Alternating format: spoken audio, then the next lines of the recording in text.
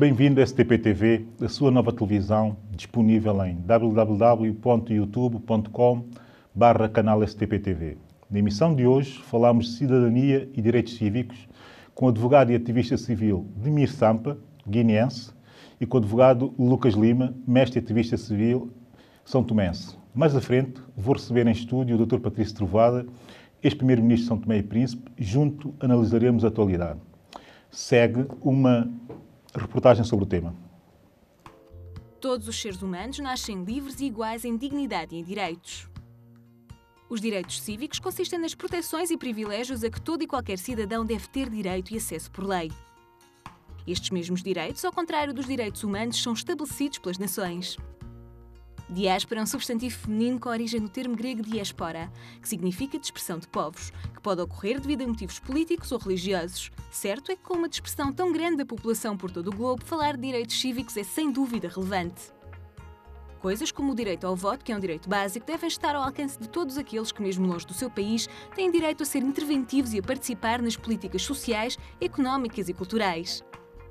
Será que em pleno século XXI ainda existem disparidades no que diz respeito ao acesso a estes direitos? Quais os desafios para as diásporas? Questões atuais e pertinentes que serão debatidas na emissão de hoje da STP-TV. De volta à nossa conversa, de volta aos convidados, Demir Sampa, a minha esquerda, e a minha direita, Lucas Lima. Para os telespectadores, antes que entendam aquilo que nós pretendemos fazer aqui, eu digo que será uma conversa com um tema bastante amplo e um tema que é um tema atual e que se coloca em qualquer país do mundo como um tema a problematizar, ou seja, a conversar-se e a debater sobre ele. Quer dizer, há várias concessões e há uma evolução clara daquilo que é a sociedade civil. Há obviamente, uma evolução que vem da realidade norte-americana, enfim, que logo na sua primeira Constituição impuseram a questão dos direitos cívicos nela, enfim, muito inspirados naquilo que saiu da Revolução Francesa, e souberam fazer evoluir o conceito de direitos cívicos para a cidadania, tornando esse processo de evolução e de reivindicação simultânea da cidadania relativamente esse conjunto de direitos tornou-se, em termos formais e até informais, de certa forma, naquilo que se pode considerar a sociedade civil.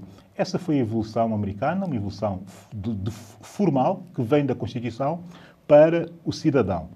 Sendo que, em dinâmica, o cidadão retorna pressionando no sentido de ter muitos mais direitos e de poder usufruir deles todos, como é óbvio, em liberdade, porque essa é a tónica da sociedade política americana. Por outro lado, nós temos uma outra evolução, que é a que mais me interessa, que eu acho que é aquela que é mais interessante, que vem com um politólogo italiano, que é o António Gramsci, que já no início do século XX cria pela primeira vez o conceito e a noção daquilo que é a sociedade civil. O que Gramsci quis dizer com sociedade civil é aquilo que nós ainda hoje entendemos como sendo a sociedade civil, que é englobar tudo o que não seja político numa força informal para pressionar ou para criar alternativas àquilo que são as decisões dos políticos. Como é óbvio, isso foi incorporado por uma certa esquerda e a coisa tem evoluído desta forma.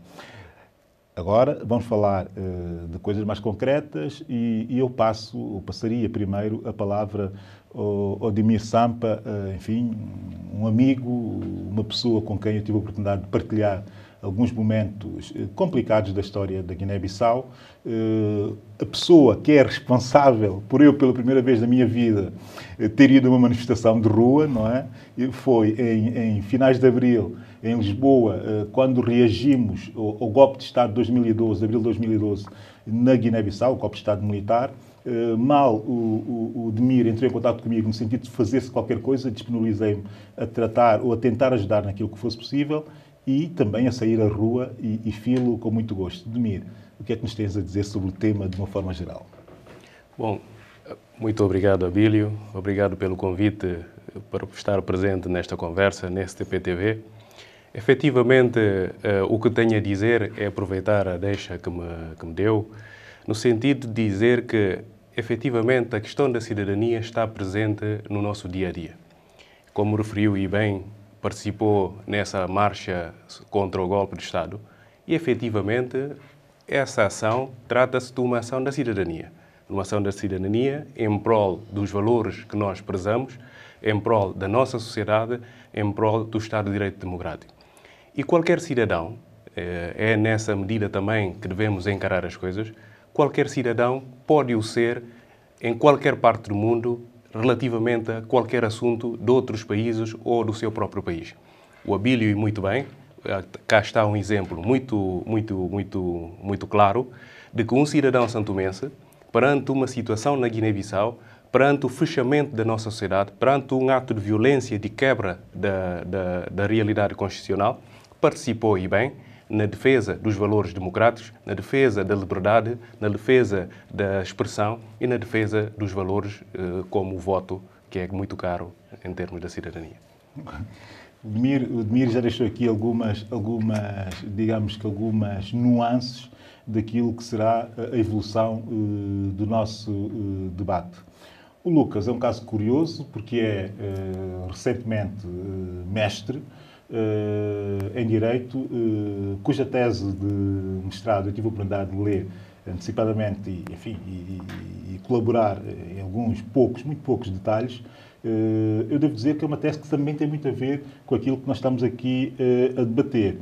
O título é A titularidade do mandato, do mandato parlamentar, deputados versus partidos políticos. Isto porquê? Porque há aqui duas componentes que me parecem interessantes, que é o facto de entregarmos nós, a sociedade civil, o mandato aos deputados para nos representarem num órgão de soberania e, muito raramente, enfim, aqui eu não digo só no caso específico de São Tomé e Príncipe, mas generalizo, não é? Em grande parte dos países, muito raramente existe o feedback dos deputados para os cidadãos, a não ser através do efeito formal de criação de leis e esse tipo de atos políticos, não é? O que me interessava aqui saber, Lucas, o que é que tu achas relativamente à ação dos deputados, ou o que é que pode vir, ou o que é que se pode esperar dos deputados relativamente à devolução desse mandato que nós lhes damos e como pressioná-los no sentido deles melhor decidirem através da feitura de leis, por exemplo. Antes de mais, boa tarde a todos que nos estão a ver. Agradecer a Bílio pelo convite, também a toda a equipa da STP TV. De me ter dado a oportunidade para, mais uma vez, falar sobre um tema que é, como disse o colega, muito atual e tão cedo não sairá da atualidade. A relação deputado e cidadãos. Como a Bílio disse bem, nós às vezes vemos o deputado um pouco escondido dos cidadãos. O que se deve pedir aos deputados e a todos os deputados é coragem, porque muitos preocupados com a renovação do seu mandato deixa a sua liberdade nas mãos dos partidos políticos. E os partidos políticos fazem da liberdade, fazem do mandato como se fosse seu. Não. Na tese, até estive a discutir com algumas pessoas, é verdade que na votação vota-se numa lista apresentada pelos partidos políticos. Mas a ação dos partidos políticos, já dizia mesmo o Dr. Jorge Miranda, Gomes Canutilho, que a participação dos partidos políticos é só para, naquele ato inicial, até as eleições. A partir do momento que o deputado recebe o mandato, ele é, digamos assim, representante do povo. E a própria Constituição diz que o deputado não só representa o círculo em que é eleito, como toda a sociedade. Logo, para além de representar os partidos políticos, também representa toda a comunidade. E ele deve agarrar na sua liberdade e decidir de acordo com a sua consciência. E, havendo melhor sintonia entre os deputados e os cidadãos, aqui o exercício da cidadania torna-se mais plena. Por exemplo, imaginemos um caso de violação de direitos. Os deputados podem e devem pressionar a entidade que viola o seu direito. Imaginemos direito à manifestação. Nós vemos em várias paragens forças do poder a impedir a população de manifestar porque não pediu autorização. Essas coisas todas confusas mas a própria lei diz que uma manifestação sendo pacífica, as pessoas podem manifestar sem necessidade de autorização. Nesse caso, havendo pressão do poder, o deputado ou os deputados em conjunto, independentemente da vontade dos partidos, podem interferir, exigindo que se abra, digamos, a sociedade para que a população possa exercer um direito, digamos, fundamental que está na Constituição. Mas, Lucas, esse exemplo que acabaste de dar é o típico exemplo que não resulta. Ou seja, normalmente os políticos muito fechados nas suas próprias realidades têm muito pouca, digamos, flexibilidade ou maleabilidade para entenderem essas nuances de reivindicação. Falaste no direito de manifestação, por exemplo, e conheço poucos políticos que convivam bem com esse direito, não é? Que não é mais nem menos do que, digamos que, manifestar algo, reivindicar algo também que resulta de uma soberania. Porque cada um de nós tem essa particularidade de ser soberano. Não é só na altura em que votamos, mas é no nosso exercício cotidiano de cidadãos. Mas aqui interessava darmos, enfim, fazendo essa introdução, tendo sido feita essa introdução pelos dois, interessava-me ir a situações muito mais concretas e situações que pudessem ser melhor percebidas pelas pessoas que nos estão a ver e a ouvir. A situação é a seguinte: neste momento atual, está aqui um guineense, está um são tomense. Como é que veem o exercício dos direitos cívicos pelos cidadãos dos nossos países? Demir, como tu vês a dinâmica, a evolução do usufruto dos direitos cívicos? Quando digo cívicos, digo políticos, digo culturais, digo o que tu quiseres que caibam nesse conceito. Como é que tu vês o exercício dos direitos cívicos e políticos na Guiné-Bissau neste exato momento, no momento de transição para a normalidade, digamos, não é? Bom, infelizmente a Guiné-Bissau não é o melhor exemplo. E creio que o saldo do exercício dos direitos cívicos na Guiné-Bissau seria negativo, infelizmente. Isto para dizer que o país, neste momento, atravessa uma situação difícil, quase que há uma suspensão dos direitos cívicos neste momento. As pessoas não exercem os seus direitos de forma livre, sob pena de represálias, e há muitos fatores que contribuem para isso.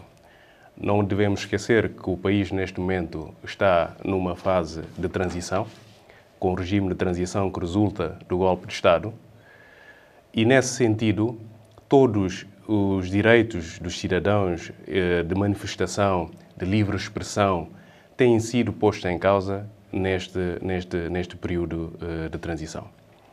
Mas com isto também quero dizer que os cidadãos são os melhores guardiões dos seus direitos, mais do que os próprios deputados, porque efetivamente os deputados, se os deixarmos, esconderiam.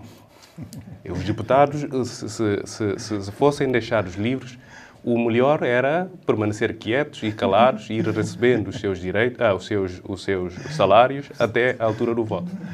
Mas o que não se pode permitir é o cidadão ficar silencioso e não exigir ao próprio deputado que cumpra as promessas que fez a quando da campanha. Isto para voltar à questão da Guiné-Bissau, no sentido de dizer que, mesmo perante cenários difíceis como o país atravessa, os cidadãos não devem abdicar dos seus direitos. Mesmo quando há constrangimentos fortes em termos políticos e até em termos de segurança, os cidadãos não devem abdicar do exercício dos seus direitos.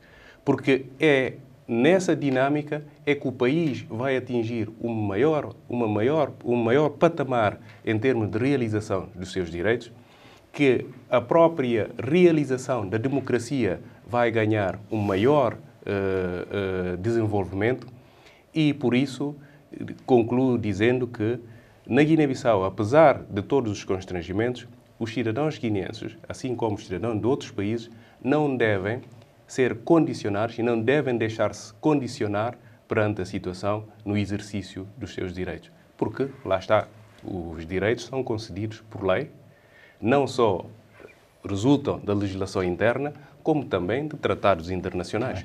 Portanto, não há que ficar condicionado. Um facto que muita gente se esquece, e muita gente também não tem a noção das consequências hoje internacionais da violação da maioria dos direitos cívicos e políticos, não é? E depois queixam-se que não sabiam ou que não conseguiam medir enquanto exerciam o poder, não conseguiam medir por questões de excepcionalidade o impacto da negação de direitos à cidadania e aos cidadãos. Lucas, como vês nessa altura, tu, em São Tomé e Príncipe, a relação entre a cidadania e o usufruto dos seus direitos cívicos e políticos? Faz-nos um balanço daquilo que é o teu olhar sobre essa realidade atual. Atualmente tenho que dar parabéns aos cidadãos são-tomenses. Cada dia que passa há maior número crescente de jovens, digamos, jovens cidadãos revolucionários, em que não se acanham perante várias ameaças do exercício do seu direito. Isso deve-se a um maior esclarecimento, ou seja, a população está cada vez mais curiosa, isso é bom, e vai conhecendo cada vez melhor o seu direito. E com isso, as pessoas conhecendo o seu direito, já não deixam se enganar por fundamentos, digamos, falaciosos ou falsos. Por exemplo, dizer, volta ainda à manifestação, não se pode manifestar porque pode pôr em causa a estabilidade social, não sei o quê. Pergunta-se, uma manifestação política, uma manifestação pacífica, põe em causa a estabilidade social, põe em causa a paz social no país? Não faz sentido nenhum. E às vezes também, próprio poder, como o Abílio disse aqui muito bem, não vê bem, não olha com os bons olhos a manifestação, o que podia ser visto de forma ao contrário. Ou seja, o poder devia criar todas as condições para que os cidadãos pudessem exercer todos os seus direitos.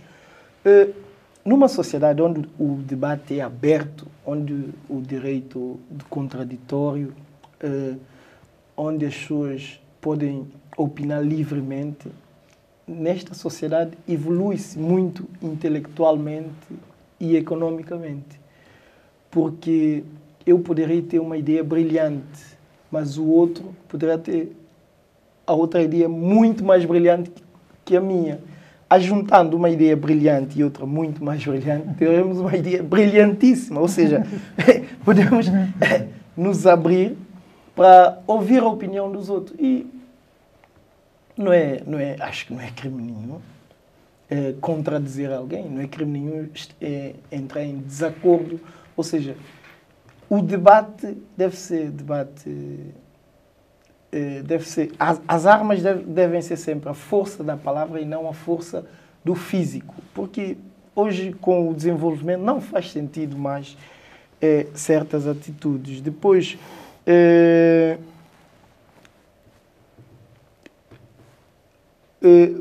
os nossos políticos veem muito mal, grande parte, né, não estão habituados com o fato de existir oposição. salvo erro, a Lei 8, a Lei número 8 de 1990, de 11 de setembro, consagra a liberdade partidária, o multipartidarismo. Isso quer dizer que qualquer um pode pertencer ao partido que quiser, como pode manter-se, abster-se, não pertencer a nenhum partido, e não é crime nenhum, mas parece que em São Tomé não se aceita, não obstante haver leis que consagram certos direitos, mas parece que eles não aceitam essa liberdade. Lucas, vamos lá ver uma coisa. O que estás a dizer está correto e, enfim, do teu ponto de vista, e eu também podia entrar a fazer algum tipo de valorização. Mas a verdade é que nós não podemos desconsiderar a força dos movimentos reivindicativos da cidadania. É algo que não pode ser desconsiderado. Porquê? Porque nós temos hoje exemplos em diversos países do mundo, para não dizer em quase todos, da força de movimentos de cidadãos. Se formos agarrar logo, talvez num dos últimos mais emblemáticos, relativamente a um regime que é pouco aberto a manifestações, digamos que, de direitos, que foi o caso em 89 de Tiananmen, na China, eu vou buscar um exemplo tão lógico para perceber-se como é que a força de um movimento cívico na rua, como é que pode minar e condicionar um regime, mesmo que ele seja extraordinariamente forte. Isto para dizer o quê? Assistimos nos últimos tempos, em países do nosso continente, da África, nomeadamente na Tunísia, no Egito, quase ia acontecendo em Marrocos, mas, enfim, o poder soube antecipar-se, também ia acontecendo na Argélia, tendo também o poder sabido antecipar-se. Nós vimos o caso no próprio Senegal, que em junho de 2011, poucos meses antes das eleições, vimos jovens na rua a dizerem que a sua arma era o seu cartão de eleitor, e a reivindicar claramente isto relativamente à tentativa do presidente Ouattara de querer ter mais um mandato e de querer alterar a Constituição no sentido de permitir fazer mais um mandato. Ou seja, nós vimos, e consequentemente a isso, perdeu as eleições, como é óbvio, né? O seu candidato perdeu as eleições. Quer dizer, há aqui toda uma série de reivindicações no continente africano, de reivindicações de jovens, sobretudo também reivindicações de uma embrionária classe média que começa a ser muito crescente no continente, e há aqui essas duas tipologias. Uma que aconteceu na Tunísia e no Egito, que tiveram consequências, ou seja, que alteraram o poder, ou seja, que mudaram o poder, e depois temos o caso de muitos países da África subsaariana, da África negra, não é? Eu dei o exemplo do Senegal, também podia dar o exemplo das reivindicações em Moçambique, em fevereiro de 2010, se não me engano muito, em que a população saiu à rua para reivindicar um facto muito concreto, que era a subida do preço do chapa, ou seja, do transporte coletivo informal de Maputo. Nós estamos aqui a assistir, e já não vou falar de outros casos, não é?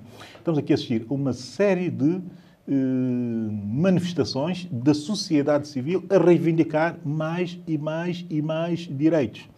Com essa tipologia estranha de que, são reivindicações de direitos muito especiais, não são reivindicações totais, e outras, reivindicações totais no sentido de alteração forçosa do poder. Como é que se pode ver a evolução disto tudo num continente como o nosso, onde a classe média, enfim, em grande parte dos países, e há relatórios, sobretudo da McKinsey, que dizem isso, a classe média é crescente, é um continente muito jovem, onde o peso da juventude é enorme, e um continente com problemas graves de absorver ou de criar emprego para esses jovens, com problemas graves de corrupção, com problemas graves de má governação, com problemas graves, ou gravíssimos até, não é?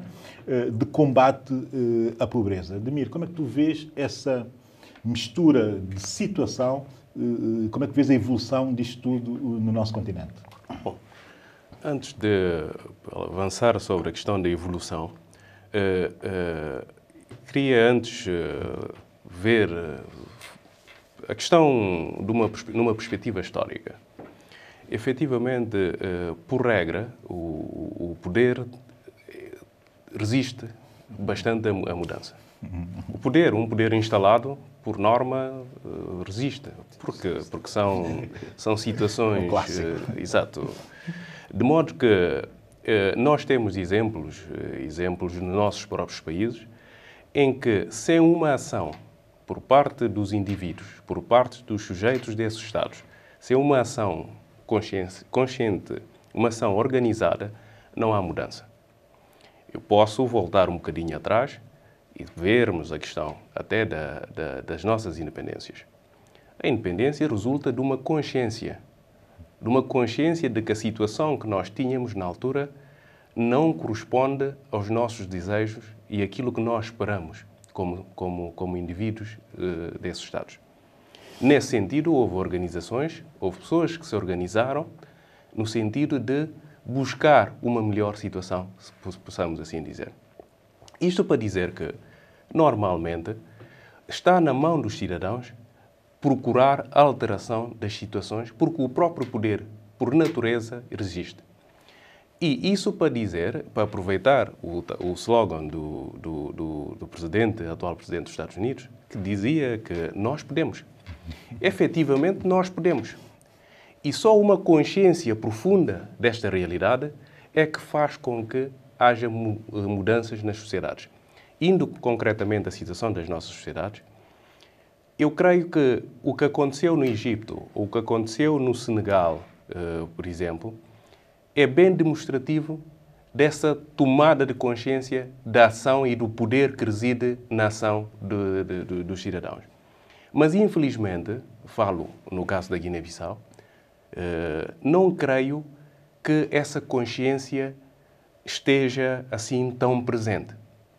Claro que há uma evolução muito positiva e de elogiar, mas ainda os cidadãos guineenses ainda não tomaram plena consciência do poder que têm e lá está, do poder do seu voto. E isso não se deve limitar apenas ao voto, mas no próprio dia a dia. Não tomaram consciência por N fatores, mas, sobretudo, por uma questão também da própria educação. O cidadão guineense ainda luta com aquilo que é mais básico, que é a educação básica. E, nesse sentido, luta também com questões como o comer, o que há de comer no dia seguinte, com a segurança, coisas muito básicas que, normalmente, não deixa livre para pensar em questões muito mais importantes, como a questão da própria cidadania. Porque o exercício pleno da cidadania, a meu ver, exige educação, exige conhecimento rigoroso dos seus direitos e dos seus deveres. Não faz sentido, não é possível que num Estado de Direito Democrático, em que temos um conjunto de leis, aliás, temos leis para todas as situações, todas as instituições, mas os próprios cidadãos não conhecem esses direitos, os direitos que estão nessa lei. Em resumo, quero com isto dizer que, neste momento, infelizmente, não há condições para que aquilo, creio eu, para que aquilo que aconteceu, por exemplo, na Tunísia, no Egito e nos outros países, tenha repercussão nos nossos países, devido também ao estado em que o estado da cidadania dos nossos países. Mas isso não quer dizer que no futuro, se as reivindicações, se as necessidades básicas dos cidadãos não forem satisfeitos, que não vai haver essa tomada de consciência ativa, infelizmente. Lucas, então, e tu, como é que vês esses últimos acontecimentos dos últimos anos no nosso continente, sobretudo acontecimentos que têm exatamente que ver com a capacidade reivindicativa da juventude, da sociedade civil e também de regimes opressivos. Sejamos claros e objetivos. Como é que tu vês a evolução e como é que tu, enfim, perspectivas o futuro, enfim, no continente nessa dimensão, que é a dimensão do usufruto de direitos e a dimensão do exercício pleno da cidadania? Sim, desde logo eu tenho a destacar ponto, até podia fazer uso de algumas palavras ditas aí pelo colega, alguns países de África estão mais evoluídos a nível da educação que outros.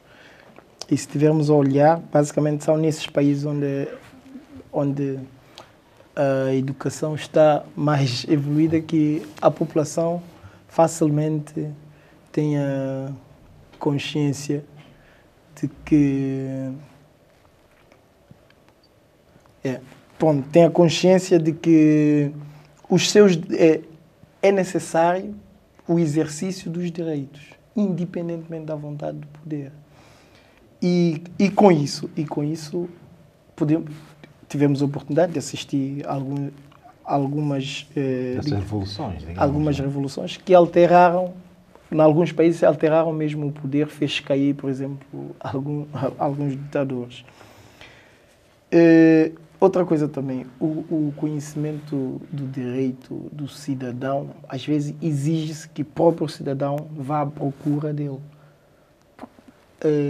Há cidadãos que ficam no seu cantinho à espera que o direito... Lucas, estás a dizer uma coisa muito interessante. Porquê? Porque é exatamente nessa dimensão dos cidadãos irem à procura de esclarecimentos sobre os seus direitos que se coloca uma outra dicotomia, que é a dicotomia entre a sociedade civil, no sentido amplo, ou seja, que somos todos nós, não é? Digamos, já no sentido do Gramsci, o gramsciano, que toda a gente é sociedade civil, exceto os políticos, estabelecendo essa dicotomia, enfim, muito interessante, e depois a sociedade civil num outro sentido, no sentido estrito, aí talvez já resultante da evolução do conceito de direitos cívicos americanos, que é a sociedade civil organizada.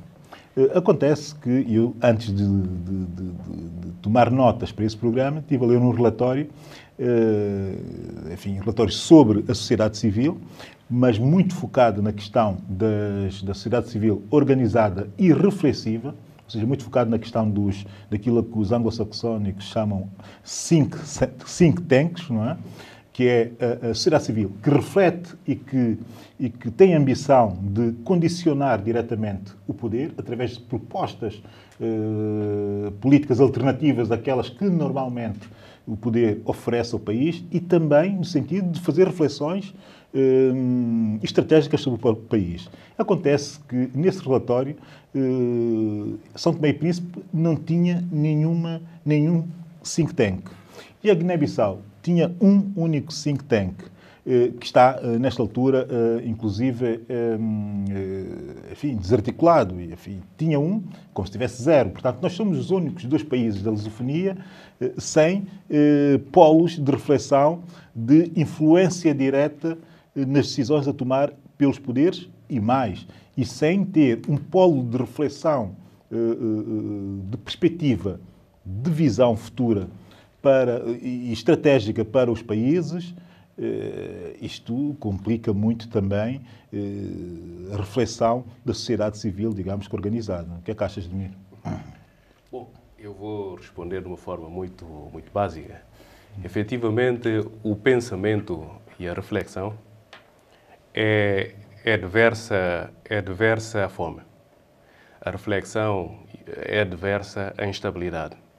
A reflexão é adversa à violência.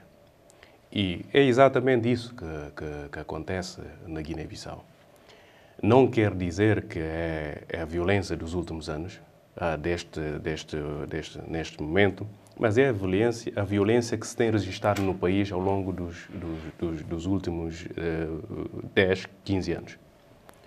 E é curioso, eu penso que esse tal polo de reflexão a que o Abílio se refere é a escola que foi destruída, na sequência, centro de estudos, exato, que foi destruída parcialmente na altura da Guerra Civil. Exato. Portanto, está aqui um caso muito evidente de como a violência não conjuga com a reflexão.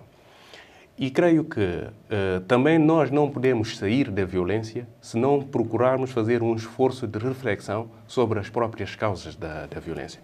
De modo que há aqui um desafio, não obstante a instabilidade, Não obstante a violência, não obstante todos os fatores adversos, há que haver um desafio no sentido de aumentar ou criar maiores condições para a reflexão, porque é só na base desta reflexão, é só após a compreensão dos fatores que geraram a violência, a compreensão do estado atual em que o país se encontra, é que nós podemos procurar caminhos, procurar soluções para resolver esses problemas.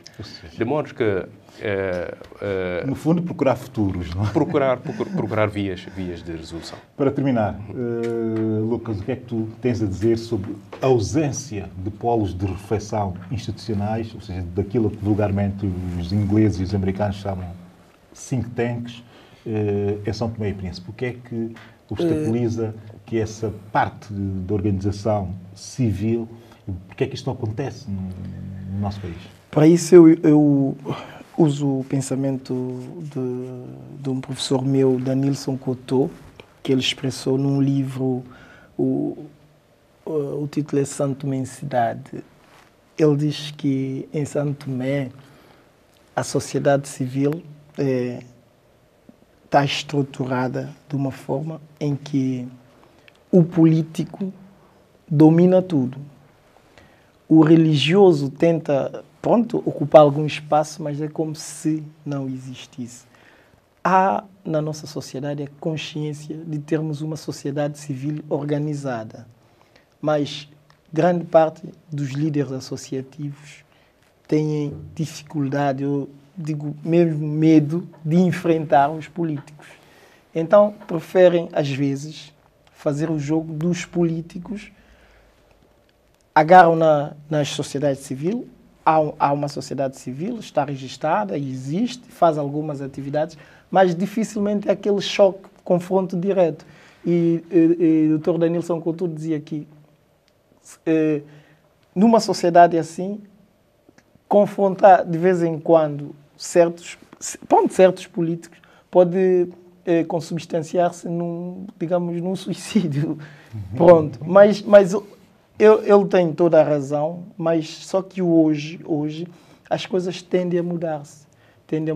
Pronto, é verdade que está a ir muito lentamente, mas existe uma tendência. Existe uma tendência e existe uma coragem cada vez mais das pessoas de exigirem seus direitos. Obrigado aos dois. Espero voltar a ter-vos comigo em próximas oportunidades. Gosto da forma como pensam, gosto da forma como expressam aquilo que têm para expressar e, sendo assim, só posso agradecer-vos a presença e que haja novas oportunidades. Obrigado. De seguida, os comentários do Dr. Patrício Trovoada, atualidade, e depois, antes disso, uma reportagem que nos chegará diretamente de São Tomé e Príncipe para a reflexão. Não sei se antes ou se depois, mas já veremos quando acabaremos de enquadrar isto, no sentido também de podermos refletir um pouco sobre a atualidade africana e do mundo, mas também um pouco sobre a atualidade de São Tomé e Príncipe. Ao longo da semana assistimos a uma série de acontecimentos, uma série de situações, digamos, que julgámos pertinente merecer, enfim, reflexão aqui no nosso programa, aqui em segmento às nossas conversas. Por isso tenho comigo o Patrício Trovoada, ex-primeiro-ministro de São Tomé e Príncipe, como comentador desses acontecimentos que eu, enfim, tratarei de destacar aqui. Começaria, talvez, por pedir uma pequena reflexão sobre, digamos que as consequências das declarações do presidente José Eduardo dos Santos de Angola, relativamente, ou numa entrevista que deu à TV Bandeirantes do Brasil, relativamente à abertura, digamos que formal, para a sua sucessão. José Eduardo dos Santos, durante essa entrevista, enfim, que seria uma entrevista para fazer um ponto de situação sobre o aniversário da independência de Angola, disse à TV Bandeirantes que sentia que, de facto, tinha chegado o momento de começar-se a pensar em fazer a transição política dentro do MPLA e dentro do poder angolano. Aliás, disse que dentro do próprio MPLA essa situação já estava a ser acautelada. Sendo Angola um país irmão, digamos, sem grandes problemas, de São Tomé e Príncipe, Patrício Trovoada, como vê essas declarações, que consequências acha que poderão ter no futuro e, se calhar também, que exemplo isto poderá significar para outros políticos da mesma geração que Eduardo Santos? Bem, sabe, eu penso que essas declarações são perfeitamente normais quando um político como Zé Eduardo Santos olha para trás e vê o seu percurso. Mas eu não creio que haja razões políticas, e isso é o que é o mais importante. Eu não creio que em Angola hoje a situação política obriga, de facto, a anteciparmos, digamos assim, a saída de Zé Eduardo Santos da política ativa. Eu penso que o presidente Zé Eduardo Santos foi eleito ultimamente no quadro de uma nova Constituição e era de todo conveniente, de facto, o presidente Zé Eduardo dos Santos acabar o seu mandato, e essa Constituição prevê mecanismos caso, por vontade própria ou por um acontecimento qualquer, o presidente Zé Eduardo não possa acabar o mandato. Por conseguinte, eu acho que é preciso não criarmos essa excitação de que Zé Eduardo Santos não vai acabar o mandato. Mas é normal, eu creio, que um homem que teve esse percurso excepcional, que conseguiu, eu acho, muito bem gerir o fim da Guerra Civil, a democratização de Angola, e que em 1979 não parecia, de facto, ter o perfil para, enfim, aguentar a máquina do MPLA. Eu penso que é normal que hoje ele tenha um pouco esse sentimento de ter feito boa parte daquilo que ele podia fazer para o bem de Angola. Agora, as sucessões muitas vezes são complicadas São muito complexas, muitas vezes, quando abrimos o capítulo da sucessão, tudo quanto nós conseguimos adquirir é capaz, de facto, de conhecer um retrocesso. E eu estou convencido que, pela aquilo que Angola conheceu ao longo dessa história recente e pelo posicionamento de Angola em África hoje, e não só, é conveniente que essa questão seja uma questão que acontece dentro da normalidade. Daí que a parte que diz respeito a discutir dessa questão no seio do MPLA é um pouco surpreendente, digamos assim. Mas eu entendi isso como sendo, e é normal, uma necessidade internamente do MPLA também, que foi habituado durante todos esses anos a ser o partido-Estado, não é? E entender que essa sucessão tem que acontecer, se ela tem que acontecer dentro, digamos, da normalidade institucional dessa nova Constituição que temos hoje. Isso realmente é o que se espera, e suponho até que dentro do próprio MPLA, enfim, que algumas figuras não foram assim tanto apanhadas de surpresas. Acho que mais fora de Angola e fora do inner circle, digamos, do presidente, é que as pessoas devem ter sido apanhadas de surpresas, porque sabemos, enfim, todos, que a questão da sucessão de José Eduardo Santos, a questão da transição, nem sequer gosto muito de falar de sucessão, mais da transição para uma nova fase, é uma questão que já está aberta em Angola há algum tempo e há figuras a posicionarem-se, não é? Bem, eu quero salientar que o presidente José Eduardo dos Santos tem vindo a gerir essa situação de uma maneira muito positiva. Nós temos assistido a uma renovação de elites, não é? Os jovens quadros dentro do MPLA e fora têm aparecido.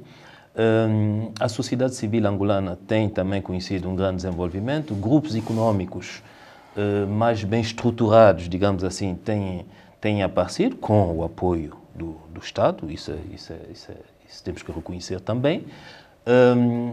A Sonangol, que era um pouco uma empresa de capital risco, tem hoje voltado, digamos, ao core business, e com o surgimento do Fundo Soberano, essa parte, digamos, já foi transferida. Daí que eu creio que o presidente Zé Eduardo Santos tem sabido gerir o tempo. E as coisas são pensadas, são bem pensadas, hoje num país em paz, e as pretensões normais dos indivíduos não devem pôr em causa, de facto, essa estabilidade, e há um quadro, volto a dizer, há um quadro constitucional que está claro, num regime presidencialista. Há muitos talentos no MPLA, mas eu penso que... O regime presidencialista é muito simpático a Patrícia Trovada, diga-se de passagem, não é? Tá bom. Os angolanos escolheram esse regime, pelos vistos, aos olhos dos resultados. Angola está estável, Angola está a crescer, e eu volto a dizer, o que é de facto importante é que, se por uma razão qualquer pessoal, o presidente Zé Eduardo decide encurtar o seu mandato, é preciso deixar os mecanismos previstos na Constituição funcionar. Com certeza. E depois veremos. Com certeza. Ainda falando de presidencialismos, vamos mudar aqui para outra realidade, que também é uma realidade que está na ordem do dia, que é o caso moçambicano. Estamos a falar de um presidencialismo, estamos a falar também de uma sociedade claramente em transição, enfim, a mudar do modelo económico, não é, digamos, com um nível de atratividade e já de alguma centralidade na costa do Índico muito interessante, não é? Com muita procura de investidores. Com este panorama todo criado, com este ambiente favorável, de repente temos o presidente Guebuza e o presidente de um partido, da Renamo, o Sr. Afonso de Dhlakama, a não se entenderem de forma nenhuma sobre a melhor forma, digamos, que de exercer-se o poder em Moçambique, não é? Afonso de Dhlakama volta para as matas, enfim, eu acho que ele nunca terá sido propriamente um presidente de um partido, mas ainda ficou um pouco com o espírito do presidente, enfim, do movimento de guerrilha, não é? E a questão que não ficou resolvida no acordo de paz, e devia ter ficado bastante melhor resolvida. Sendo assim, estamos com Moçambique em momento de alguma instabilidade, sem saber bem como vai terminar a situação, e sendo que neste momento ainda não se viu, nem de uma parte nem da outra, digamos, não é, uma abertura absolutamente esclarecedora no sentido de voltar-se à normalidade. Bem, sabe, no que diz respeito ao presidente da Renamo, Afonso Dhlakama, eu sempre considerei que era preciso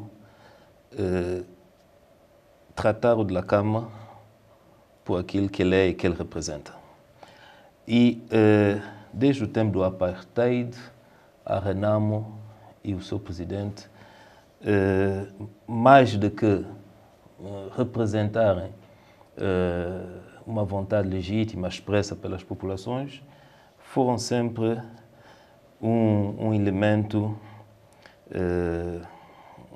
da manipulação por parte de terceiros e da destabilização. Daí que eu creio que o problema de Dhlakama poderá, desta vez também, como no passado, quando ele era instrumentalizado pelas forças do Apartheid, o problema de Dhlakama pode, desta vez também, voltar a ser, digamos, um alibi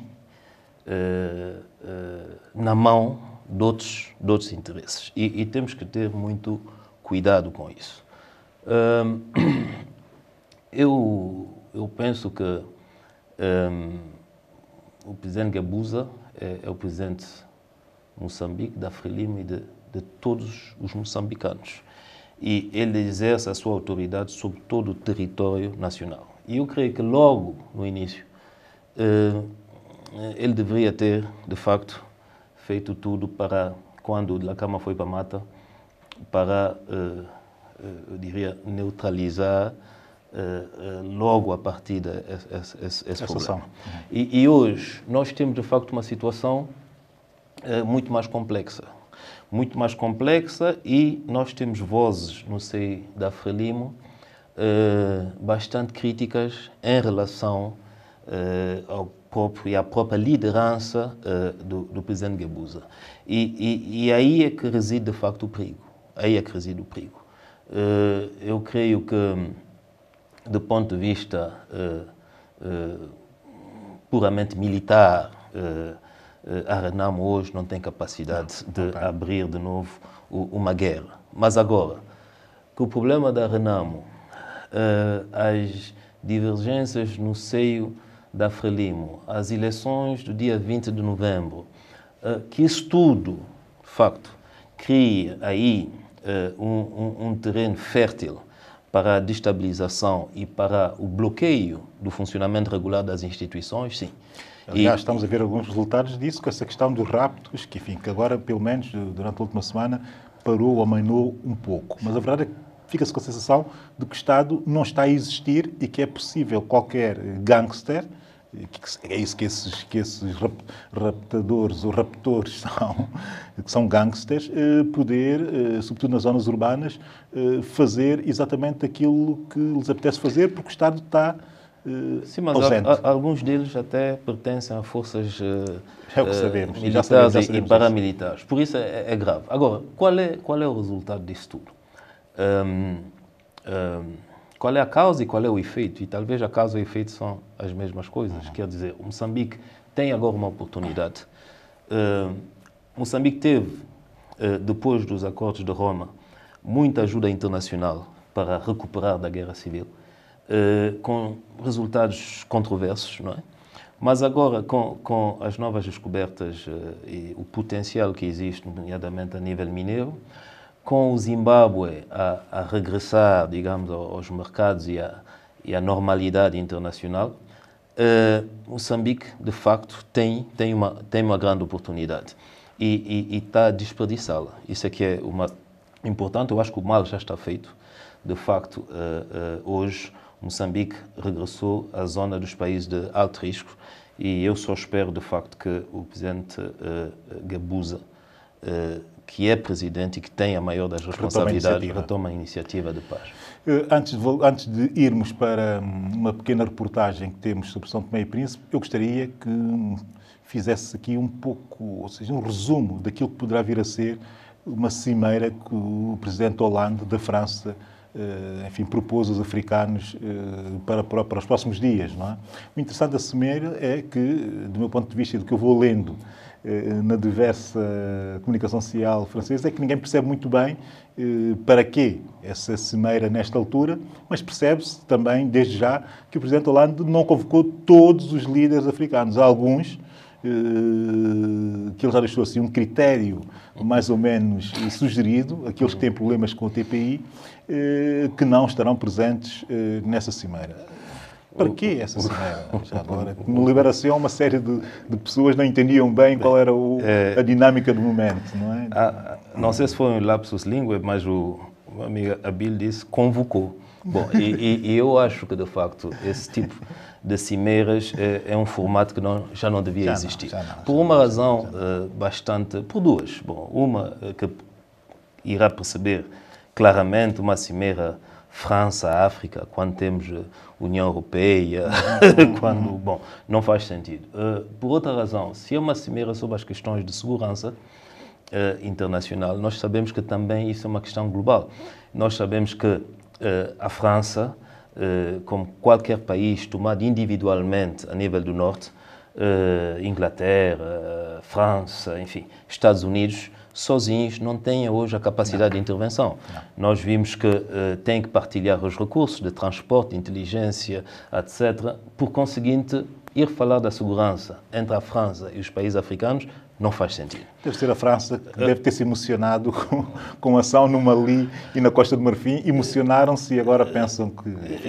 Eu creio que nós, os africanos, é que devemos, se é para se falar da África, nós devemos recusar, digamos, diplomaticamente esse tipo de encontro e ir para um fórum que, de facto, permite discutirmos as questões. O facto também que não se convida uns porque estão sobre, enfim, investigação da Corte Penal Internacional, também não faz sentido. Quer dizer, há uns meses atrás, semanas atrás, houve uma cimeira em Addis Abeba da União Africana, em que os chefes de Estados condenaram o papel da CPI. Muitos deles esqueceram-se que os africanos que estão hoje na CPI foram mandados para lá pelos próprios chefes de Estado africanos. Eu quero dizer que... Sendo que a Procuradora-Geral hoje é uma africana e foi mandada por nós. Eu quero dizer que o Omar el-Béchir do Sudão, a queixa veio do presidente do Tchad. Eu quero dizer que o ex-presidente Gbagbo está lá, foi mandado pelo presidente Alassane Ouattara. O Charles Taylor, que foi condenado, estava no exílio na Nigéria e foi mandado para lá pelo presidente Obasanjo. Quer dizer, e hoje são os mesmos chefes de Estado africanos que condenam a CPI. Eu penso que, de facto, há algo de errado aí e eu acho que a CPI não pode também estar só a responder pelos desejos políticos ocasionais de alguns chefes de Estado que quer também encostar a parede do seu adversário. Há também os povos e pela ausência de tribunais credíveis em África, os povos africanos, os indivíduos, os cidadãos, podem também recorrer à CPI. E eu acho bem, daí que eu não irei condenar a CPI. Eu creio que essa cimeira de Paris tem algumas incongruências, mas é verdade que é preciso discutir o problema da segurança em África, mas não no formato que o François Hollande deseja. Interrompemos a nossa conversa para vermos uma reportagem que nos chega diretamente de São Tomé e Príncipe e voltaremos aos nossos comentários. A ADI, o partido que venceu as últimas eleições legislativas de 2010 com maioria relativa e cujo governo foi derrubado em dezembro de 2012 através de uma moção de censura no Parlamento, manifesta sua preocupação em relação a alguns artigos da nova proposta de lei eleitoral apresentada pelo Partido da Convergência Democrática e aprovada na generalidade pela Assembleia Nacional. A lei atual permite que as pessoas que não tenham cartão de eleitor ou um outro documento de identificação possam votar se todos os membros da mesa estiverem de acordo que isso aconteça. Portanto, houve uma alteração no sentido de permitir que essa possibilidade de voto depende apenas da vontade da maioria dos membros da mesa e nós consideramos que isso é bastante prejudicial porque abre-se a possibilidade para qualquer pessoa, menor ou estrangeiro, poder votar desde que a maioria dos membros da mesa assim queira. Uma delegação da Ação Democrática Independente, presidida por Agostinho Fernandes, membro da Comissão Política do partido, já alertou o Presidente da República para o perigo de fraude eleitoral se a referida proposta de lei for promulgada, tal como foi apresentada pelo Partido da Convergência Democrática, atualmente na coligação governamental. Por isso é que nós trouxemos a questão ao Presidente da República para que seja usada a magistratura de influência no sentido de impedir que isto assim seja, porque para além de ser, na nossa ótica, inconstitucional, isto não existe em nenhuma parte do mundo. Quer dizer, todos os países da CPLP contêm normas que permitem o direito de voto baseado num documento de identificação que é o cartão de eleitor. Em circunstâncias excepcionais é possível a pessoa votar com um outro documento de identificação, mas agora a possibilidade de votar sem nenhum documento de identificação, desde que a maioria aceita, isto na nossa perspectiva vai abrir necessariamente um campo para fraude eleitoral e vai comprometer, digamos, a transparência e a justeza do nosso processo eleitoral. O partido que propôs o novo projeto de lei eleitoral, pela voz do seu presidente, Manuel Xavier Mendes, desvaloriza a preocupação da Ação Democrática Independente. É uma falsa questão. Para mim é uma falsa questão, primeiro porque a lei não existe. A lei está a ser discutida na especialidade na Assembleia, é uma proposta ainda, portanto não é lei, e portanto não podemos falar que a lei existe. O que é que se passa? Muitas vezes o elemento da mesa não é da região, não é da zona, não é? Ele não reconhece o indivíduo, portanto, mas os outros 4 ou 5 que estão na mesa reconhecem, não é? o eleitor. Então, a maioria desses eleitores reconhece que o indivíduo é fulano tal. Onde é que está o reconhecimento para a fraude eleitoral?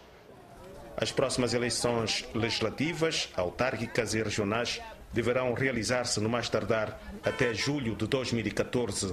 Enquanto isso, o PCD, Partido da Convergência Democrática, no poder, em coligação com o MLSTP-PSD e o MDF-MPL, insiste no pacto de regime para a estabilização política do país e pede o apoio ao Presidente da República, Manuel Pinto da Costa. Seja lá o partido que ganhar as eleições, seja o que for, torna necessário que há um tronco comum para o desenvolvimento de São Tomé e Príncipe, bem definido, no qual todos estamos de acordo, todos os partidos políticos estão de acordo, mas que o modus operandi é feito pelo partido que venceu as eleições. A ADI não subscreve a ideia de pacto de regime, mas defende a urgência de se encontrar uma solução para os gritantes problemas que o país atravessa. Nós sentimos que, de um ano a esta parte, o país regrediu em todos os aspectos. Desde logo, a situação de vida das pessoas, não é? As pessoas vivem hoje pior do que viviam há um ano atrás, mas mais do que isso é a descrença absoluta dos santomenses em relação ao futuro. Quer dizer que a atual governação, infelizmente, não tem conseguido mostrar rumo nenhum aos santomenses. É como se nós estivéssemos numa navegação à vista, sem sabermos exatamente o porto de destino. São Tomé e Príncipe à procura de estabilidade política para mudar o rumo da atual situação socioeconómica. Bem, acabamos de ver a reportagem que nos foi enviada de São Tomé e Príncipe. Enfim, sobre uma atualidade pertinente. Enfim, quando chega a esse nível de discussão, em que alguns dos assuntos parecem fé-divers, mas que são importantes para marcar a agenda futura, não é? Parece-me a mim que qualquer coisa está a passar-se. E o que está a passar-se é que, efetivamente, quase que está garantido o facto de virmos a ter eleições até julho, provavelmente em julho de 2014, em São Tomé e Príncipe. Patrício Trovada, pronto para as eleições, a refletir sobre o momento, a refletir sobre o que foi dito na reportagem, como é que vê a situação atual ao nível daquilo que tem que ver com a marcação das eleições e com a discussão à volta das alterações à lei eleitoral. Sabe, o PCD e o MLSTP têm estado a apresentar uma série de propostas de alteração da lei eleitoral. Tem a ver com muito se o cidadão tem o pai ou a mãe em São Tomé, se nasceu em São Tomé. Agora podem votar na proposta se não têm documento, mas pela maioria da decisão dos membros da mesa. E o que é interessante é que no preâmbulo dessa proposta do PCD está lá escrito depois de concertação com o Presidente da República, não é? Bom, eu volto a chamar a atenção para o facto de que as eleições têm que ser eleições em que as pessoas aderem a um projeto, não é? Não pode haver uma eleição ou não pode haver uma preocupação de impedir o outro de ganhar as eleições. Quer dizer, e a preocupação, parece-me, do MLSTP e do PCD é de impedir o ADI de ganhar as próximas eleições. Quando eu acho que a preocupação dessa equipa que hoje está no poder e num poder absoluto, num exercício absoluto do poder, é fazer realizações que possam, de facto, conquistar a simpatia dos santomenses.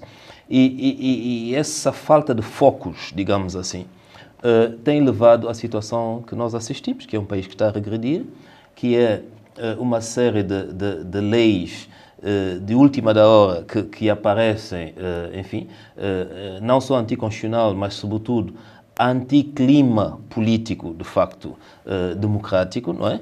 E eu creio que por aí São Tomé e Príncipe não estará, de facto, a criar as condições para nós podermos relançar o nosso país do ponto de vista do diálogo político e, sobretudo, do ponto de vista económico e social. Então, isso, enfim, quererá dizer que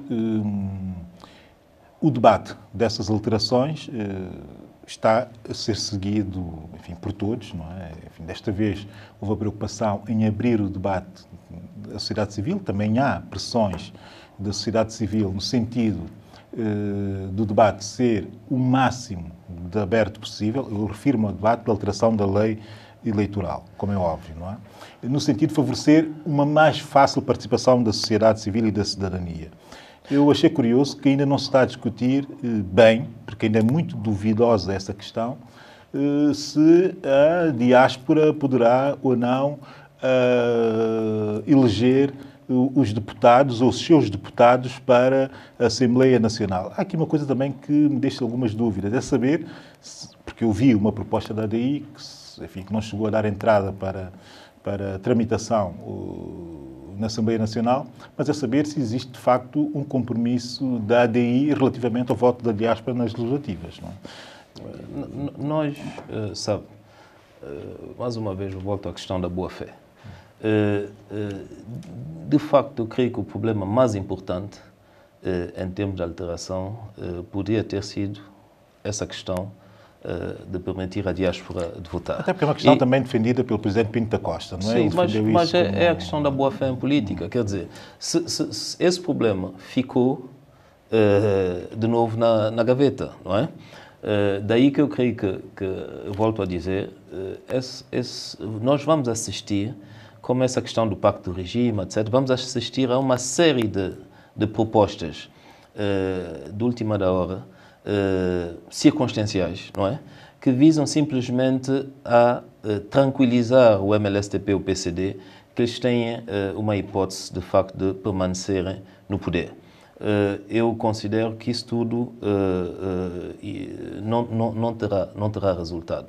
Não terá resultado. Nós conhecemos o nosso país, nós conhecemos o estado de espírito da nossa população, que é uma população pacífica, mas que é uma população atenta. E essas manobras todas, eu volto a dizer, não poderão, de uma maneira fundamental, alterar o sentido do voto popular.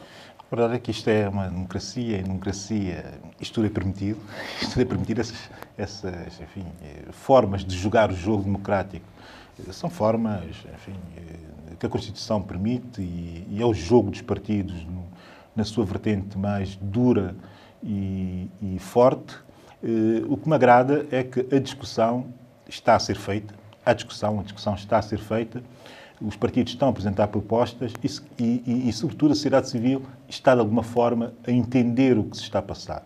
Isto é bom para o país, é bom para os são-tomenses, portanto, enfim, é bom que a coisa esteja a evoluir assim. No entanto, muito resumidamente, porque haverá tempo de comentar isso com maior profundidade, e para terminarmos o nosso programa, os comentários do Patrício Trovada, queria saber como é que está a ver a evolução das relações China Popular, China-Taiwan, São Tomé e Príncipe, que agora, muito recentemente, enfim, passou por um outro tipo de patamar e passou por um outro tipo de relações, não é, tripartidas, de alguma forma. Não é? Como é que está a ver isso neste momento?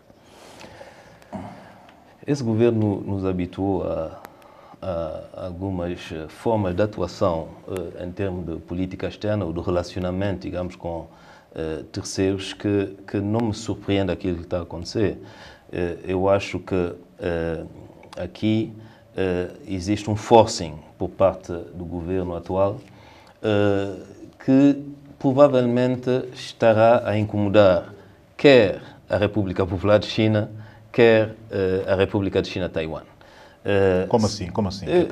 Eu penso que São Tomé e Príncipe pesa pouco naquilo que são as relações entre a República Popular de China e a República de China-Taiwan. Essas duas entidades, não é, optaram por um statu quo já há algum tempo. Elas estão a evoluir no sentido da normalização das suas relações. Essa evolução tem sido feita, enfim, de uma maneira progressiva. Não é muito inteligente, de facto, São Tomé e Príncipe fazer, enfim, uma política agressiva e muito confusa, como tem estado a fazer, no sentido de mostrar, digamos, a sua preferência para a República Popular de China, mas não tendo, talvez, a reação que esperava do lado da República Popular de China, também tentar explicar à República de China-Taiwan qual é, digamos, a sua visão estratégica sobre as relações entre esses dois, quer dizer, esse mesmo país com os dois sistemas, é assim que eu defino. Aí eu creio que mais uma vez, São Tomé e Príncipe vai sair-se mal. Vamos ter tempo de ver como é que as coisas vão evoluir. Obrigado, Patrícia Trovoada. Estamos mesmo a terminar. Antes disso, deixo-lhe algumas sugestões de leitura que pode fazer e deve fazer relacionadas com o tema que debatemos na primeira parte do programa e também com uma parte do comentário feito aqui pelo Patrício Trovoada. A minha primeira sugestão é um livro de uma pessoa que eu gosto muito, que é a professora Inocência Mata, um livro que tem por aí 12 ou 11 anos, A Suave Pátria, que é, do meu ponto de vista, uma bíblia sobre a sociedade civil de São Tomé e Príncipe e como ela é vista pela professora Inocência Mata. O outro livro, também para fazer um enquadramento histórico sobre como os santomenses sempre tiveram uma cultura de associativismo, eu sugeriria um livro do professor Augusto Nascimento, que é o Entre o Mundo e as Ilhas, o associativismo santomense dos primeiros decénios de 900. É um livro fácil de ler, mas que dá bem nota de como os santomenses sempre souberam associar-se no sentido da defesa de alguns dos seus interesses, sobretudo numa época muito mais difícil como era a época colonial e no momento em que o valor do cacau no mercado internacional era muito forte. E, por último, relativamente à questão da sociedade civil e também do TPI em África, eu sugeri um livro de um professor, enfim, que eu gosto imenso e que eu aconselho as pessoas a lerem, infelizmente há uma tradução em português, que é do professor Francis Niang, que é o Sovereignty and Responsibility Conflict Resolution in Africa, que é um livro, enfim, que a mim me emociona cada vez que eu abro, que é para fazer consultas.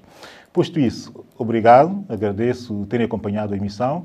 No entanto, ela continua de seguida, com um humor sempre irreverente de nós por cá, o que já me está a fazer rir. Espero por si no próximo sábado, pelas 18 horas, no local de sempre, que é o www.youtube.com/canal STP-TV. Sou Abílio Neto e esta é a STP-TV, a sua nova televisão.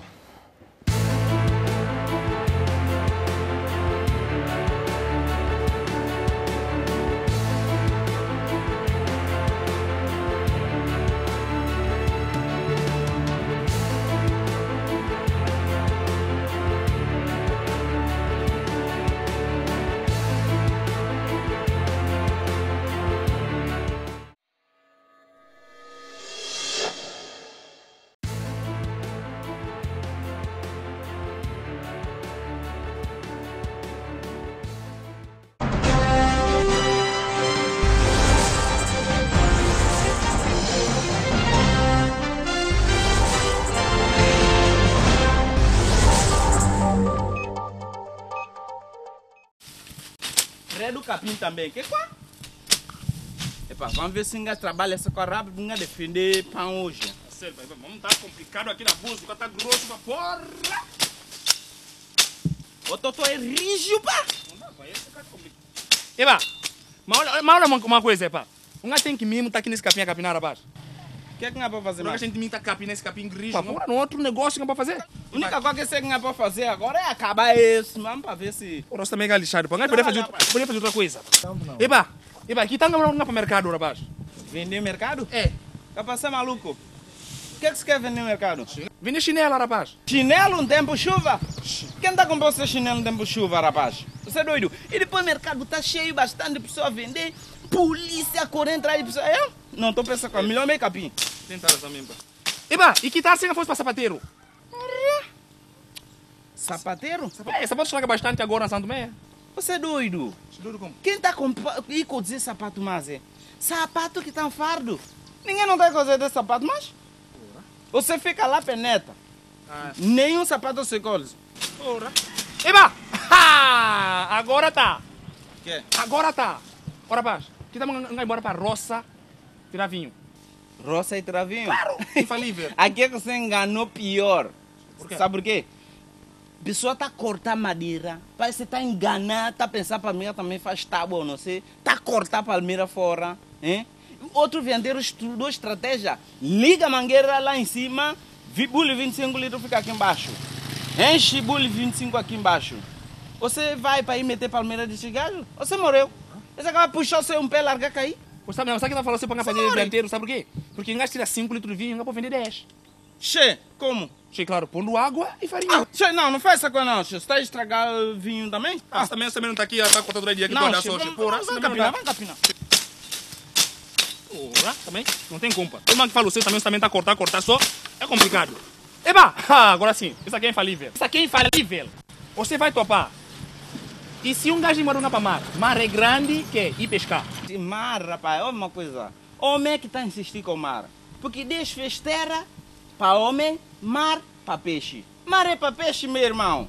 Eu vou para pescar. Eu não sei nadar. Eu sou meio gordo, eu caio. É fundo só, eu não boio não. É verdade, pá. Você tem 100 quilos assim, vamos lá, capina mesmo. A única coisa que eu estou a ver só é trabalhar. Não tem como mesmo. Eu não vou trabalhar esse capim mesmo, porque não tem como. Trabalha com até chance. Calma, também. Agora aqui também que não tem como. Credo, mão tá aí, credo, bolha d'água, pá. Você agora trabalha, não vai na cama não. Então esse bandido não tá querendo. Epa, vem. Eba, quer? Por favor, vem. É? Quer, rapaz, fala. O que faz? Epa, eu tive uma ideia, eu não sei se dá para fazer. Fala. Que tal um abrir uma igreja? Epa, igreja? Igreja que tá a bater, que mais? Como assim igreja? Sabe por quê? É só invocar o nome de Deus, falar em dízimo. Invoca o nome de Deus, fala em dízimo. Epa, até você tem razão, pá. Epa, e aliás, eu tenho um amigo, homem bom nesse mesmo abuso. Sabe não, rapaz? Um pepelinho, você conhece esse gajo? Pra fazer quem? Um gajo dois já chega. Não liga não. Vai ter que ser engastrir, rapaz. Por quê? Porque, rapaz, vamos pôr o meu pepelinho, assim fica 3. Ele fica pastor católico, você fica pastor brasileiro e eu, pastor santomense. E assim ganha dinheiro de várias... Você entendeu? Che. Eu posso ligar Porque pra a pessoa de coisa vem... Entendeu? Dízimo. O pessoal de outra... dízimo. Epa, liga para o meu rápido. É pra já, tá no meio desse gajo. Che. Você passa fome para comprar salo, rapaz? Cala a boca, rapaz. Tá chamando. Eba, bebelinho! Eba, tô com business pra você. Credo business, rapaz. Você onde? Faz rápido. Eba, vem comigo agora, eu tô aqui nesse capim que eu falei você. E vem agora acompanhar porque para tratar de business. E vem agora, eu tô esperando você. Não demora. Tá. Como tá vir, rapaz? Caraca! Esse nome sai pra um gajo. É ele próprio. Epa, ele não tá pensando que a igreja era... Aí.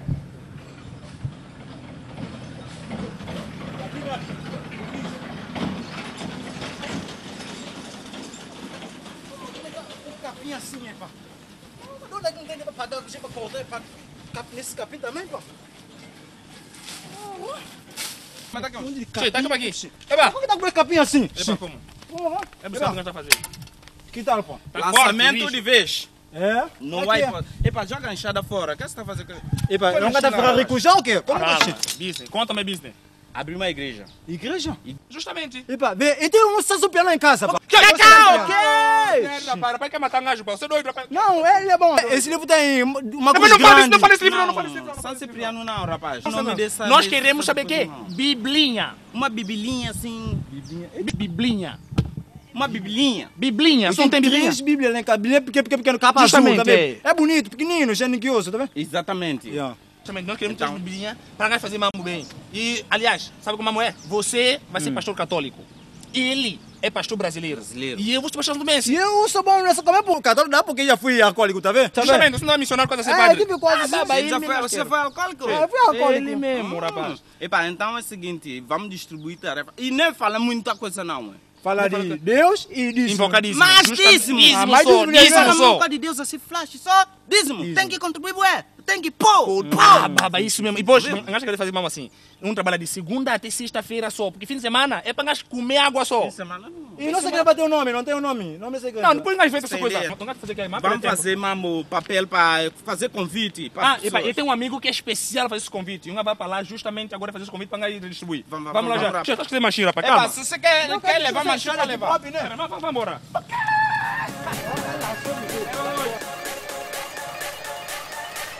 Irmão, venha cair, irmão. Venha cair, irmão. Aproxima um bocado. Irmão tá com problema. Aproxima aqui. Irmão tem que ir para minha igreja. Vou fazer uma cura para irmão.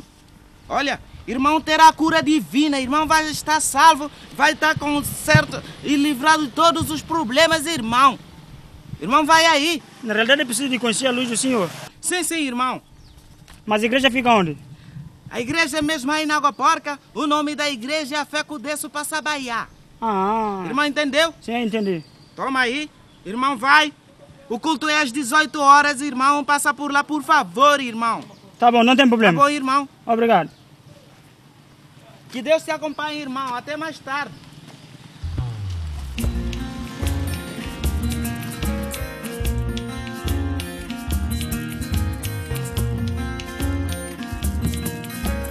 Minasé, comecei com café na Dominifa.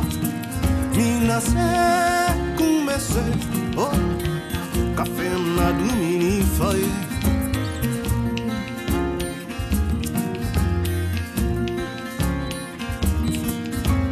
Minasé, comecei.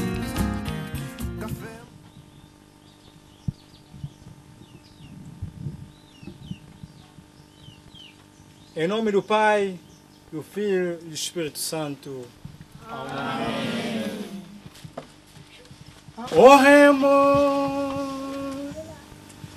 Estamos hoje aqui presentes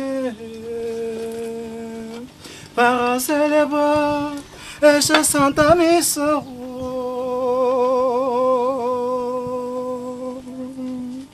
Em nome de nosso Senhor Jesus Cristo, que Deus convosco na unidade do Espírito Santo. Amém. Deus, por favor, deem os vossos dízimos, como o sangue e o sacrifício feito por Deus, para a nossa salvação.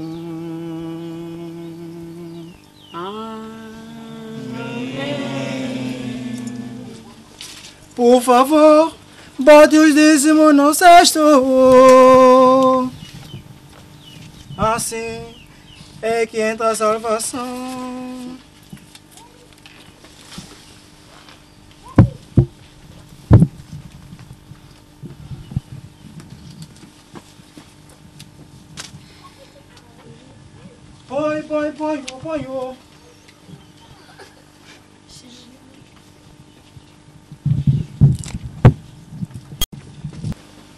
Põe. Põe. Este dízimo fica aqui debaixo de sacristão.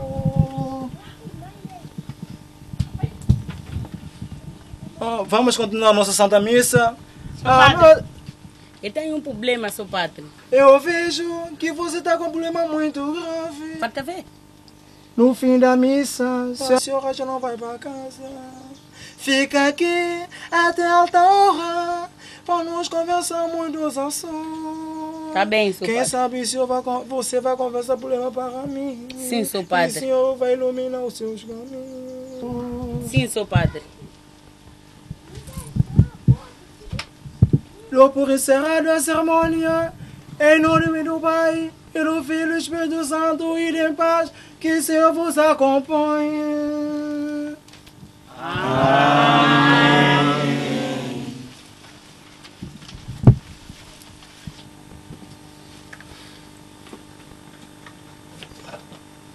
Olha, eu gostei muito da tua forma de ser. Seu padre, estou aqui para confessar. És muito linda. Seu padre, estou aqui para confessar. Por favor, fecha os teus olhos. porque a confessão vai ser de Só padre, che, que é isso, só padre, que é isso? Muito do teu corpo. Che, eu tô aqui para confessar, só padre, che, não. És um corpo de hipopótamo que enche a minha cama. Só padre, para lá, Por favor, dê-me uma chance. Só padre. Até eu vou cometer uma loucura. Sai, só padre, sai.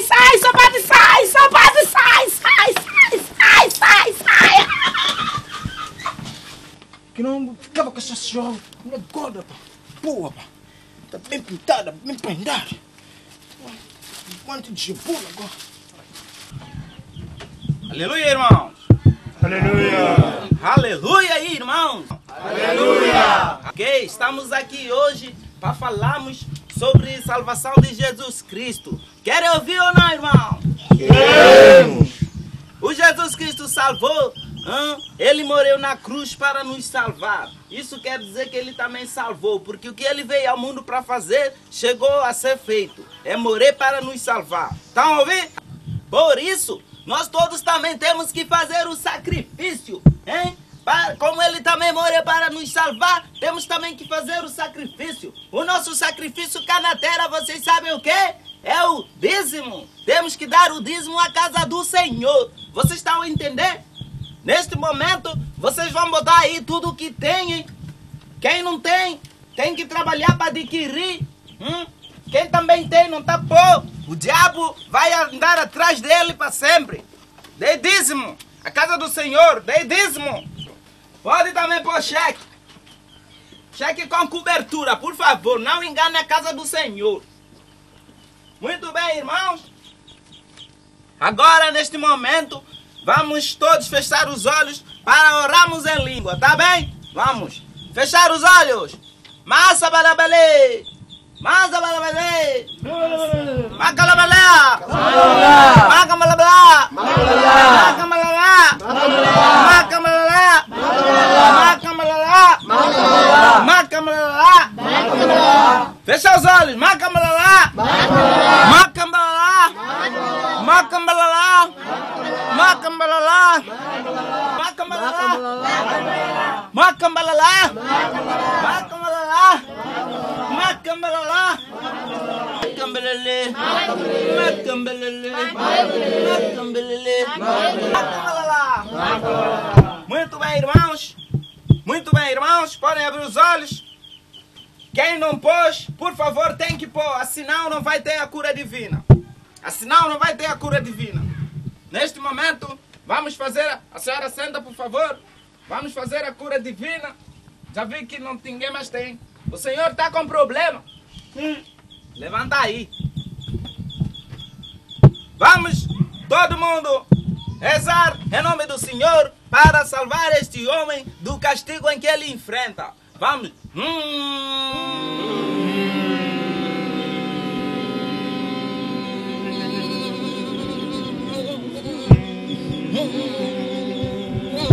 Ok. O senhor agora pode tirar a maneta. Aliás, não vai precisar mais desta maneta. Pode andar. Pode andar. Ok. Irmão não aguentou. Pastor, minha maneta! Maneta, pastor! Ai. Maneta! Pastor, não conseguiu fazer nenhum milagre. Mas o senhor não tinha fé. Ele tinha fé? Não! Irmão, tem que ter a fé, irmão. Ah, nada, pastor, enganou-me. Tem que ter a fé. Tem que ter fé para ser curado. Quem mais quer fazer a cura divina tem que contribuir. A senhora põe. A senhora quer fazer a cura divina? Não, sou pastor, hoje não tenho nada para pôr e eu estou com fome, não tenho nada para comer. Como tantos fiéis colocaram dinheiro, eu queria para o pastor me dar uma nota para poder ver coisa de comer. Vocês ouviram, irmão? Ela quer roubar a igreja. Ladra da igreja! Todo mundo! Ladra da igreja! Ladra da igreja! Ladra da igreja! Ladra da igreja! Ladra da igreja! Ladra da igreja! Ladra da igreja! Ladra da igreja! Irmãos, aqui na casa do Senhor, ninguém tira. Todo mundo põe. Ninguém tira. Coloca tudo que tem e não tira nada, ok? Como a irmã já tentou viciar o pessoal aí, eu vou levar o dízimo e guardar, tá bem? Até outro culto. Caríssimos irmãos em Cristo, Estamos aqui para celebrar mais um culto. Nada melhor que começarmos com uma canção. Eu vou cantar e vocês vão responder. Vamos lá cantar. Bem-vindo à casa do Senhor. Bem-vindo à casa do Senhor. Ah, mais alto. Olá.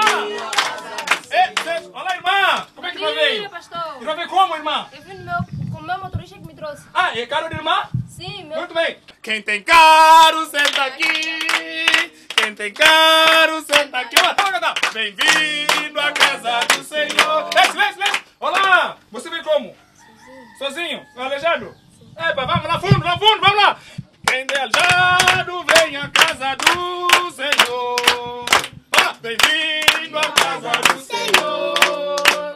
Bem-vindo à casa do Senhor. Silêncio. Olá, irmão. Sim, pastor. Sim, muito bem, irmão. Como é que o irmão chegou aqui? Eu vim para um motoqueiro. O motoqueiro é quem? O irmão ou é o motoqueiro alugado? Ah, esse motoqueiro está de peça, aluguei. Ah, muito bem, irmão. O irmão pode sentar lá fundo. Faz favor, irmão. Faz favor, lá fundo.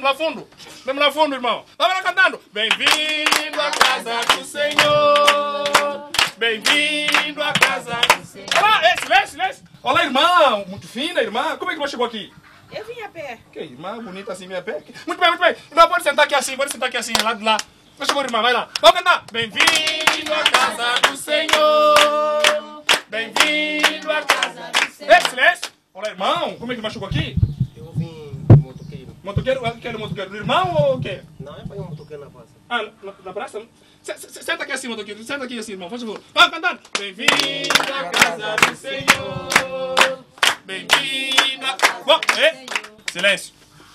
Agora, irmãos, eu tenho uma informação muito importante para vos passar. Como vocês sabem, um fiel é conhecido pela sua conduta. Vocês, de maneira alguma, não podem beber álcool. Vocês não podem andar na rua à toa.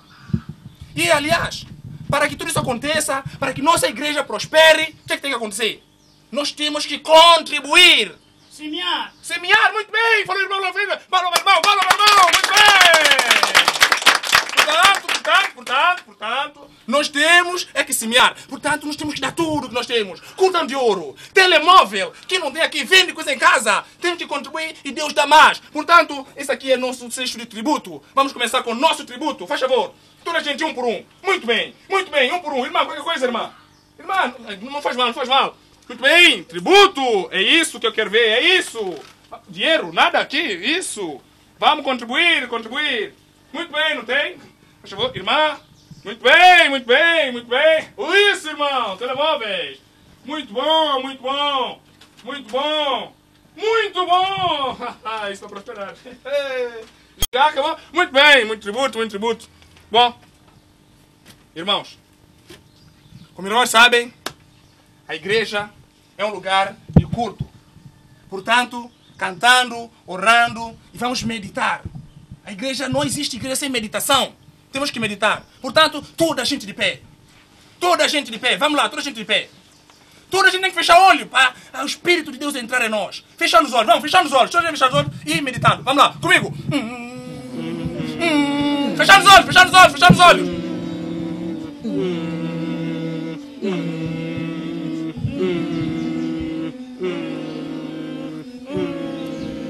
Vamos lá.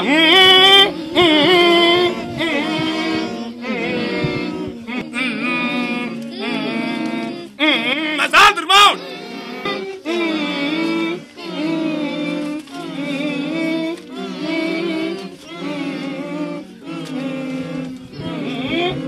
Mais alto.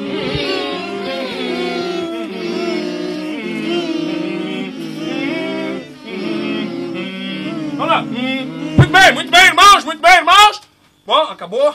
Portanto, vocês fizeram tudo com muita vida hoje. Portanto, nossa sessão está encerrada. Eu acho que desiste dessa igreja. O que é que passa, irmã? Essa irmã não vale a pena, vai. Esse pastor é ladrão. Ele está vos roubar. Irmãos. Faz favor, irmãos.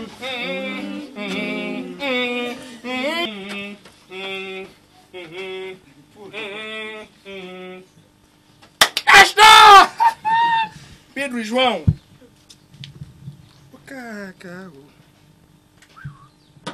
Ó, Flasquinho!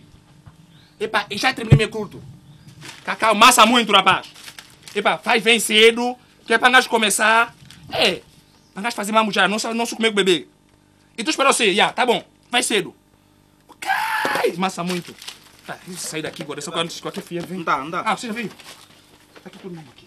O quê? Não dá. Epa, massa muito. Vocês estão na coisa, semana passada. Vamos arrumar comigo. Toma, esse aqui, bom. Esse daí também vai ficar com esse. E para 50 para mim? E para o Chico, irmã. Quem vai comprar cerveja com ele, Chico? Tinha mais meu culto, tu quer irmã, pá. Uma forte, credo, senhor, gente. Já estraga tudo, você não viu? Essa senhora, credo, sua gente, onde sua gente? E pá, nós temos que mudar de zona. Vamos fazer abrir igreja noutra zona. Noutra zona, tem que ir para outra zona porque aqui já está perigoso, pá. Esse irmão até pegou minha mão, perigoso. MP3, pá, própria mão. Vi cheque. Eu não falei assim. Esse cheque é eu que guardo. Desconto esse cheque. Eu que guardo. Então vamos fazer. Eu vou levantar esse dinheiro. Tem uns títulos também, tá aqui. Esse é título de quê? Posse terra? Próprio terreno, não está com ele. Já está. Tá dando para comprar uma igreja grande. Olha, vamos embora porque tem que ser o sítio, porque aqui mesmo não dá mais. Você quer viver?